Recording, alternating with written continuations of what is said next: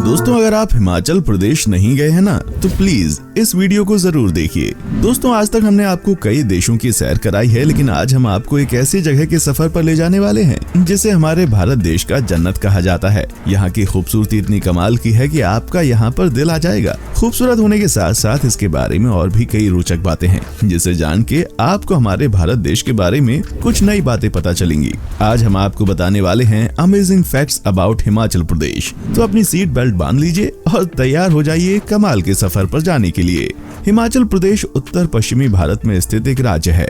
ये 21,629 मील वर्ग यानी कि 5,619 किलोमीटर वर्ग से अधिक क्षेत्र में फैला हुआ है। ये देश उत्तर में जम्मू कश्मीर और लद्दाख से मिलता है और दक्षिण पश्चिम में पंजाब, दक्षिण में हरियाणा और उत्तर प्रदेश से।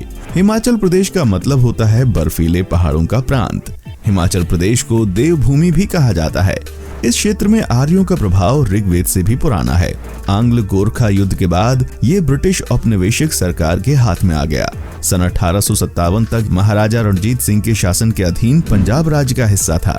साल 1956 में इसे केंद्र शासित प्रदेश बना दिया गया, लेकिन 1971 में इसे हिमाचल प्रदेश राज्य अधिनियम 1971 के अंतर्गत इसे 25 जनवरी 1971 को भारत का 18वां राज्य बनाया गया। दोस्तों, हिमाचल प्रदेश एक ऐसा राज्य है जिसकी तुलना कई लोगों द्वारा स्वर्ग से की जाती है, और करें भी क्यों ना, ये जगह है ही इतनी खूबसूरत। जब भी कोई यहाँ जाने का विचार करता है तो सबसे पहले इसकी राजधानी शिमला दिमाग में आती है। आपने भी कभी न कभी सोचा होगा कि मुझे एक बार शिमला जरूर जाना है, क्योंकि ये जगह है ही इतनी खूबसूरत। दोस्तों, इस जगह की जियोग्राफिक मार्किंग भी कमाल की है। आप जानते होंगे कि इसे हिमाचल प्रदेश कहने के पीछे और भी एक कारण है कि ये देश हिमालय की गोद में बसा है। इस देश का ज्यादातर हिस्सा बर्फ में ढका रहता है। ये जानने के बाद आपको लगेगा ही नहीं कि आप भारत में आए हैं। वाकई में ये जगह आपको बाहर की दुनिया का एक्सपीरियंस देगी। अगर आप कभी बर्फीली जगह पर नहीं गए हैं तो इस जगह का अट्रैक्शन बर्फीली जगह ही है। ये पूरे तरीके से एक पहाड़ी क्षेत्र है जो कि कुदरत के संसाधनों से घिरा हुआ है। यहाँ जाकर आपको ऐसा लगेगा कि आप कुदरत के और करीब आ गए हैं। इस देश में ज्यादातर लोग हिंदू हैं। देखा जाए तो इस देश में 96% लोग हिंदू हैं, बचे 3% मुस्लिम और 1% बाकी सारे अलग अलग धर्म के लोग रहते हैं। 96% हिंदू रहने की वजह से यहाँ पर कई जगहों में हमें भारत की पुराने कल्चर को देखने का मौका मिलता है। ये जगह बहुत ही धार्मिक जगह है। यहाँ आपको जगह जगह पर मंदिर मिल जाएंगे। यहाँ पर कई रहस्यमयी जगह होने का दावा भी किया जाता है, जैसे कि कई पौराणिक देवताओं की गुफा होने का। दोस्तों, इस जगह पर जाकर आपको ये पता चल जाएगा कि यहाँ लोग धर्म को बहुत ज्यादा मानते हैं। यहाँ कुछ जगह पर चर्च और मस्जिद भी हैं और यहाँ के लोग बहुत ज्यादा भाईचारे से रहते हैं। यहाँ कभी कभार ही ऐसे किस्से सामने आते हैं जहाँ दो धर्मों के बीच लड़ाई हुई हो। यहाँ के लोग आज भी खेती करते हैं। आज भी यहाँ 90% लोग सिंपल जीवन जीना पसंद करते हैं और अपने हिमाचल में ही रहना पसंद करते हैं। लेकिन यहाँ कुछ पढ़े लिखे लोग भी हैं जो नौकरी की तलाश में दूसरे देश गए हुए हैं। आज जहाँ बाकी कई देशों में अपने कल्चर को लोग भूलते जा रहे हैं, वहीं हिमाचल में आज भी लोग अपने हिमाचली कपड़ों को ही पहनते हैं, जो कि इनकी संस्कृति को बचा कर रखती है। ऐसे कपड़े आप कहीं और पर भी देखेंगे तो आसानी से बता सकेंगे कि ये हिमाचल के लोग हैं। इन लोगों को पूरी दुनिया में अलग से ही पहचाना जा सकता है। एक जगह पर जहाँ ये अपने कपड़ों से अपनी पहचान बरकरार रखते हैं, बिल्कुल वैसे ही इनके भोजन ने भी हिमाचल की एक अलग पहचान बना रखी है। यहाँ का खाना बहुत ही ज्यादा स्वादिष्ट होने के साथ साथ पौष्टिक होता है। यहाँ के लोग ज्यादा तला हुआ खाना पसंद नहीं करते। यहाँ उबले हुए खाने, हरी सब्जियाँ, ऐसा सब खाना लोग पसंद करते हैं। हरी सब्जियों का नाम सुनकर आपको लग रहा होगा कि इतनी स्वादिष्ट नहीं होती, लेकिन इनका बनाने का तरीका बहुत ही अलग है, जिसके चलते यहाँ की सब्जियाँ बहुत ज्यादा स्वादिष्ट लगती हैं। और ऐसे हेल्दी खाने की वजह से यहाँ के लोगों की सेहत बहुत अच्छी रहती है। इनको हमेशा तंदुरुस्त रहना पड़ता है, क्योंकि ठंड में बीमार होना बहुत ज्यादा बुरा होता है। और यहाँ ठंड कितनी है ये तो आप और मैं दोनों जानते हैं। यहाँ पर ज्यादातर लोग वेजिटेरियन खाना ही पसंद करते हैं। इनका मानना है कि शाकाहारी खाना बहुत सही होता है और सेहत के लिए भी अच्छा होता है। हिमाचल प्रदेश का इतिहास सिंधु घाटी सभ्यता के समय का है। कोयली, हाली, दागी, धौसी, दसा, खासा, किन्नर और किरात जैसे समुदाय के लोग इस क्षेत्र में रह रहे थे। वैदिक काल में जनपद के नाम से जाना जाने वाला छोटा सा गणराज्य यहाँ बसा हुआ था, जिस पर बाद में गुप्ता साम्राज्य ने कब्जा कर लिया। लंबे समय तक राजा हरिश्चंद्र के प्रभुत्व के बाद सरदारों और राजपूतों की अगुवाई में इस क्षेत्र को छोटे छोटे भागों में विभाजित किया गया। इस साम्राज्य को बड़े पैमाने पर स्वतंत्रता मिली और कई बार दिल्ली सल्तनत ने इस साम्राज्य पर आक्रमण भी किया। 10वीं शताब्दी के शुरू में ही महमूद गजनवी ने कांगड़ा पर कब्जा किया था। तैमूर और सिकंदर लोधी भी राज्य के निचले पहाड़ी क्षेत्र पर कब्जा कर रहे थे और बहुत से युद्ध करके उन्होंने कई किलों पर कब्जा कर लिया था। इसके बाद हिमाचल प्रदेश को आजादी मिली थी।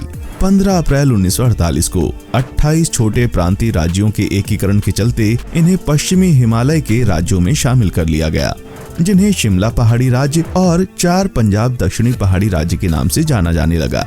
1948 में अंडर सेक्शन 3 और 4 के तहत इन राज्यों का एकीकरण किया गया था। 1 अप्रैल 1954 के तहत बिलासपुर को हिमाचल प्रदेश में ही शामिल कर लिया गया। 26 जनवरी 1951 को भारतीय संविधान के लागू होते ही और लेफ्टिनेंट गवर्नर के नियुक्त होते ही हिमाचल प्रदेश पार्ट सी राज्य बन गया। 1952 में विधानसभा चुनाव का आयोजन किया गया। इसके बाद 1 नवंबर 1956 को हिमाचल प्रदेश केंद्र शासित प्रदेश बन चुका था। 1 नवंबर 1966 को पंजाब पुनर्निर्माण एक्ट 1966 के तहत पंजाब राज्य के कुछ भाग जैसे शिमला, कांगड़ा, कुल्लू और स्पीति जिले, अंबाला जिले की नालागढ़ तहसील, लोहरा, अंब और उन कानूंगो सर्किल, संतोखा गार्ज कानूंगो सर्किल और होशियारपुर जिले के कुछ भाग, धार कालन कानूंगो सर्किल के गुरदासपुर जिले की पठानकोट तहसील को हिमाचल प्रदेश में मिला लिया गया। 18 दिसंबर 1970 को संसद ने हिमाचल प्रदेश एक्ट जारी कर दिया और 25 जनवरी 1971 को इस नए राज्य की आधिकारिक रूप से घोषणा हुई। डॉक्टर यशवंत सिंह परमार के पहले मुख्यमंत्री बनते ही हिमाचल प्रदेश भारतीय संघ का 18वां राज्य बन चुका था और तभी शिमला की पॉपुलैरिटी देखकर शिमला को हिमाचल प्रदेश की राजधानी बनाया गया। यानी कि इस राज्य का इतिहास बहुत पुराना है और काफी अनोखा भी। कई राजाओं ने यहाँ पर राज किया है और यहाँ कई लड़ाइयाँ लड़ी गयी और फिर देश के आजाद होने के बाद इसमें कई बदलाव आए और ये सब वाकई काफी दिलचस्प भी है। ये राज्य बहुभाषी होने के साथ ही बहुसांस्कृतिक राज्य है। हिमाचल प्रदेश में आदिवासी लोग भी रहते हैं। हिमाचल खासकर हस्तशिल्प के लिए जाना जाता है। Carpet, leather work, shawl, Kangra painting, चामरूमल, धातु की वस्तुएं, लकड़ी की कारीगरी और चित्रकला यहाँ की हस्तशिल्प के मुख्य उदाहरण हैं। हिमाचल प्रदेश की पश्मीना शॉल की मांग केवल हिमाचल प्रदेश में ही नहीं बल्कि देश भर में रहती है। हिमाचली टोपियां खासकर कारीगरी के लिए जानी जाती हैं। स्थानीय संगीत और नृत्य राज्य की सांस्कृतिक पहचान के रूप में जाने जाते हैं। नृत्य और संगीत के माध्यम से स्थानिक महोत्सव और विशेष ओकेजन्स पर वे भगवान से विनती करते हैं। मेलों और महोत्सवों के अलावा यहाँ बहुत से दूसरे उत्सव भी बड़े धूमधाम से मनाए जाते हैं। क्षेत्र में विविध जगहों पर मेलों का आयोजन किया जाता है। यहाँ कई आदिवासी गीत संगीत भी होते हैं और पारंपरिक नृत्य भी जो आपने कहीं नहीं देखे होंगे। वाकई में ये सब काफी कमाल का और दिलचस्प है। अगर आप यहाँ कभी जाते हैं तो खास करके ठंडी के मौसम में जाना चाहिए। इस सीजन में आप इस जगह को सबसे कमाल के तरीके से जान पाएंगे। ठंडी में यहाँ सेब भी मिलते हैं और पेड़ पर जब पहला सेब पकता है तो उसे पेड़ का सबसे मीठा सेब माना जाता है और अगर आप किस्मत वाले रहे तो आप वो भी चख सकते हैं। राज्य के आर्थिक विकास में टूरिस्ट अट्रैक्शन का महत्वपूर्ण योगदान रहा है। हिमालय के अमेजिंग लैंडस्केप के साथ ये पहाड़ी राज्य दुनिया भर के लाखों पर्यटकों को आकर्षित करता है। शिमला, मनाली, डलहौजी, चंबा, धर्मशाला और कुल्लू जैसे हिल स्टेशन इंडियन और फॉरेनर दोनों टूरिस्ट के बीच काफी प्रसिद्ध हैं। हिंदू मान्यताओं के आधार पर इसे देवताओं की भूमि भी कहा जाता है। माना जाता है कि भगवान शिव हिमालय को ही अपना घर मानते थे और राज्य का ज्यादातर भाग हिमालय से ही घिरा हुआ है। आधुनिक साहित्य में उत्तराखंड को भी देवताओं की भूमि कहा गया है। पंजाब राज्य से हिमाचल प्रदेश में प्रवेश करने वाले पर्यटकों को रास्ते में देवताओं की भूमि पर आपका स्वागत है ऐसे बोर्ड भी दिखाई पड़ते हैं। साथ ही राज्य में बहुत सारे तीर्थ स्थल भी हैं जैसे नैना देवी मंदिर, भीमकाली मंदिर, वज्रेश्वरी मंदिर, ज्वालाजी मंदिर, चिंतापूर्णी, बैजनाथ मंदिर, बिजली महादेव, मनु मंदिर और ऐसे सैकड़ों कई सारे कमल के मंदिर हैं। और इसीलिए प्राचीन धार्मिक ग्रंथों में इसको देवभूमि के नाम से बुलाया गया है। ये राज्य खासकर थ्रिल सीकर लोगों के लिए है। उनके लिए यहाँ कई साहसिक गतिविधियां हैं, जैसे शिमला में आइस स्केटिंग, कुल्लू में राफ्टिंग, बिरबिलिंग और सोलांग घाटी में पैराग्लाइडिंग, मनाली में स्कीइंग, बिलासपुर में बोटिंग और राज्य के विविध भागों में ट्रैकिंग और घुड़सवारी। लाहौल में स्पीति घाटी 3000 मीटर की ऊंचाई पर स्थित है और साहसिक पर्यटकों के लिए ये एक अमेजिंग प्लेस है। क्षेत्र में एशिया के प्राचीनतम बौद्ध मठ भी हैं, जो कि आज से कई हजार साल पुराने हैं। इन्हें देखकर ऐसा लगता है जैसे आप किसी कुंग-फू मूवी के सेट पर आ गए हों। मूवी से याद आया, फिल्म शूटिंग के लिए भी हिमाचल प्रदेश काफी जाना जाता है। रोजा, हिना, जब वी मेट, वीर जारा, ये जवानी है दीवानी और हाईवे जैसी फिल्मों की शूटिंग हिमाचल प्रदेश में हुई है। 24 अक्टूबर से 31 अक्टूबर 2015 तक हिमाचल प्रदेश ने भारत में पहले पैराग्लाइडिंग वर्ल्ड कप की होस्टिंग की थी। हिमाचल में बीर बिलिंग हवाई गेम्स का केंद्र है और पैराग्लाइडिंग करने की बेहतरीन जगहों में से एक है।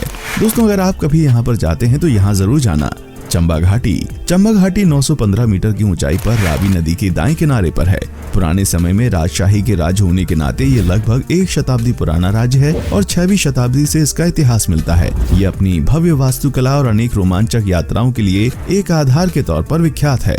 डलहौजी पश्चिमी हिमाचल प्रदेश में डलहौजी नामक ये पर्वतीय स्थान पुरानी दुनिया की चीजों से भरा पड़ा है और यहाँ राजशाही युग की भव्यता बिखरी पड़ी है।